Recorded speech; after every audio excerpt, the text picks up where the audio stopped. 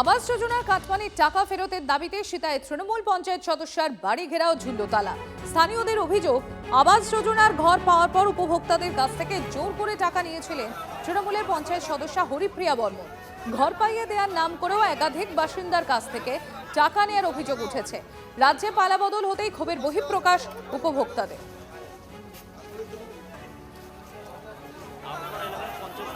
আপনি 3000 টাকা দিয়েছিলেন, হ্যাঁ কেন দিয়েছিলেন? যাতে টাকা ঢোকে, তাই তো? ঢুকে গরিব মানুষই টাকা কি অ্যাকাউন্টে এসেছিল আবাস যোজনার? আবাস যোজনা আমার আইসিই নেই। আচ্ছা, 3000 টাকা নিয়ে নিয়েছে। হ্যাঁ 4000 দিয়েছিলাম, তাও কেঁচা ঝগড়া ডাঙের চাকরি নিচ্ছে, ঢাকনি মাগনি নটমুনি মাও ডাকনি টাকা করে ফেলে দিচ্ছে। দুনো করে টাকা কে টাকা কে গজেন 50 গজেন 50 ফেলে দিচ্ছে। কাট মানি নিছে 60,000 টাকা। কিসের থেকে কাটমানি নেয়?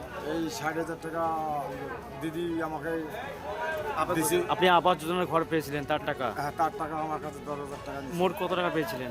মোট 60,000 টাকা আছে। 60,000 টাকার মধ্যে 10,000 টাকা নিছে। কে নেয় টাকাটা? এই যে পঞ্চায়েত গজেন।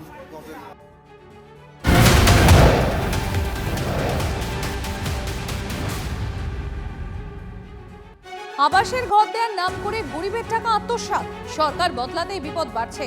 বসিরহাটের 7 নম্বর ওয়ার্ডের তৃণমূল কাউন্সিলর কৌশিক দত্তের বিরুদ্ধে বসিরহাট থানায় অভিযোগ, কাটমানির রেট চার্ট বেঁধে দিয়ে লক্ষ লক্ষ টাকা তোলার অভিযোগ। তোলাবাজ তৃণমূল নেতার বিরুদ্ধে সোশ্যাল মিডিয়া পোস্ট ভাইরাল।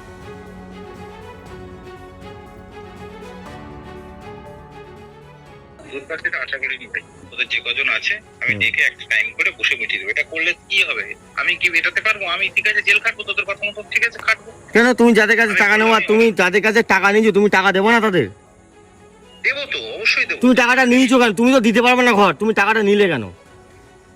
আরে টাকা দিতে পারবো না কে বলেছে? তুমি দিতে পারবা? এক সপ্তাহ? হ্যাঁ, কবে দেবা?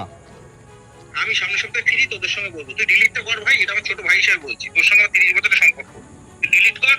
আমি সামনের সপ্তাহে ফিরি। আমি একটা বাম্পার। এরা গরিব লোকের ঘর মোছে, লোকের বাড়ির ঘর মোছে, জানো? তুমি তাদের কাছে টাকা নিয়েছো, তারা আমার বাড়ি আসছে। আমার এটা পাপ হবে না? আমার এটা পাপ হবে না? তো তুমি টাকা নেওনি, তাদের কাছে টাকা নেওনি? তুমি টাকা নেওনি? তুমি টুম্বাদের কাছে টাকা, কিছু লোক এসে তো তা এদের টাকাটা আমার বাড়ি, সেই লোকগুলো আমার বাড়ি আসছে, তাদের কাছে তো আমি টাকা নিয়ে রাখিনি। ঠিক আছে না তুই 7 জন যে লিস্ট করেছিস আমাকে পাঠা। আমি সামনের সপ্তাহে ফিরি, তোকে গ্যাসকে নিয়ে বসে আমি এসডি অফিসেও কথা বলেছি, আমি ইঞ্জিনিয়ারের সঙ্গে কথা বলেছি। আমি টাকা দিয়ে দেবো না, টাকা ফেরত দিয়ে দেবো, একটা টাইম নেবো। তুই ডিলিট কর আগে, তুই ডিলিট কর। তোকে আমার লোক উল্টো পাল্টা বলছে, মানে আমি ডিলিট করব, কিন্তু তোমার এই টাকাগুলো কবের মধ্যে দেবা সেই ডেটটা বলো। আমি 7-8 তারিখের মধ্যে ফিরছি। আমি বাম্পার অসুস্থ, আমার ডেইলি একদিন অন্তত ইঞ্জেকশন চলছে। ফেরত আসি মানা, তুই একটুখানি উপকার কর আমার, তারপরে ফেরত আসি, তো সব সমস্যা মেটাবো আমি। আমাদের যে টাকাটা নিয়ে কৌশিক দাদা কাউন্সিলর, 7 নম্বর ওয়ার্ডের কাউন্সিলর, যে টাকাটা নিয়ে পালিয়েছে, তার জন্য আমরা এসেছি। 1 লাখ টাকা, সে টাকা কৌশিক আর 2 বছর ধরে নিয়ে চলে গেছে। আমার 25,000 টাকা নিয়েছে। আবার 3 বছর হলো ঘর থেকে বলে এই লটে, পরের লটে, থার্ড লটে এই করে সে টাকা নিয়েছে। তার জন্য আমাদের কাউন্সিলর যে আছে কৌশিক দত্ত মহাশয়, ওনার কাছে উনি 25,000 টাকা আমার কাছে চেয়েছিলেন যে ওই টাকাটা দিলে পরে আপনার ঘরটা আসবে। তো আমি যাও ধার দেনা করে লোন টোন করে আমি টাকাটা ওনাকে দিয়েছিলাম 23 সালে। এই করে আজকে 4 বছরের কাছাকাছি হলো উনি আমাকে ঘরটা তো দিলেন না। প্লাস বছরখানিক হচ্ছে উনি আমার সঙ্গে কোনো যোগাযোগ রাখেন না।